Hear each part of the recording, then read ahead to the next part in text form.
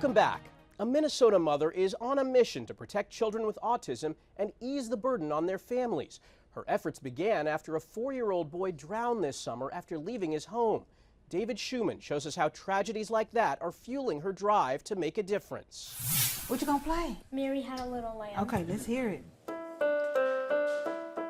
For most of Daniel's life, he's tried to escape this house at every possible chance. Good job.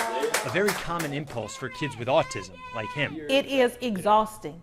It is exhausting mentally. It is draining physically, where you are constantly having to be one step ahead of your child. Daniel's mother, Shaletta Brundage, tells us there have been some heart-stoppingly close calls, like once when he got out of her parents' home in Texas. He is running full speed, flapping his hands and just having a good old time, headed to a 4-lane highway where cars are going 50 to 60 miles an hour in Houston, Texas. And thankfully, I was able to catch him before he got there because he wouldn't have stopped. Then a few years ago, what Shaletta calls the game changer. Key-coded door locks for inside the house, keeping Daniel in, that cost about $30. We turned the house into Fort Knox. Shaletta now holds giveaways to get these locks to all families with autism. She's handed out nearly 600 of the locks. No charge, no questions asked, and another giveaway is in the works. And it takes the anxiety and the fear and the worry away that my child may try to escape from the house. And these are not just locks, these are lives saved. The locks can also be opened with regular keys in case of emergency or a dead battery. David Schumann, CBS News, Minnesota. Eating right can be difficult, especially in communities that are known as food deserts. According to the Department of Agriculture, 6% of Americans live in a food desert, low-income areas where the closest grocery store may be miles away. They only know what they know, and so with that being said, you got to break the cycle. Celebrity chef Stephen Beatty held a class to teach these Texans a few tricks to spice up their meals. I like to call it stealth health. I like people eating healthy without even knowing it. People need options. So it's not enough to say eat healthy, be healthy, right? It's that people need tools in their toolkit. Those tools include helping people like Gail Burdo create dishes with more vegetables and less salt and sugar.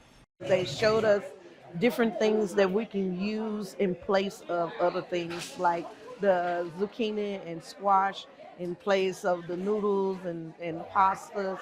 Beatty showed the group how to make a low-sodium mac and cheese, while another chef put together a vegetable spring roll. Great, great, surprisingly great. The result, great-tasting food that's good for you. There are some moments in life we take for granted, like the excitement you feel being in a crowd at a live event. Across the pond, 2 sports fans with hearing loss are experiencing that for the first time. Leah Mishkin has their story from Newcastle, England.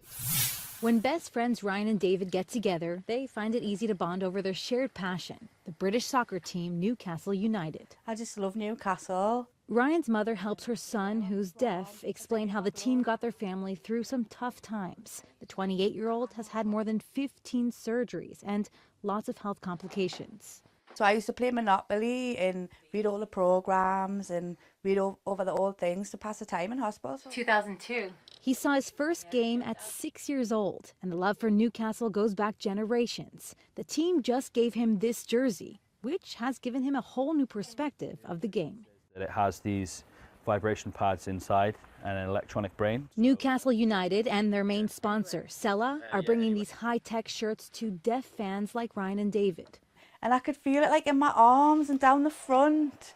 The sensation happens during big moments of the game, like when someone scores a goal or when the crowd erupts in cheers. I think you realise very, very early on that we were going to be able to make a massive difference in their lives. I feel like we've got full access to the environment. We feel like we're included. We feel like we've got a connection with the other fans. Because they've been fans for, more than a decade. Yeah. It's the first time they're able to feel it in a different way. It's a new experience for them. Yeah, exactly that. David and Ryan say it's an unforgettable feeling they can now experience over and over again.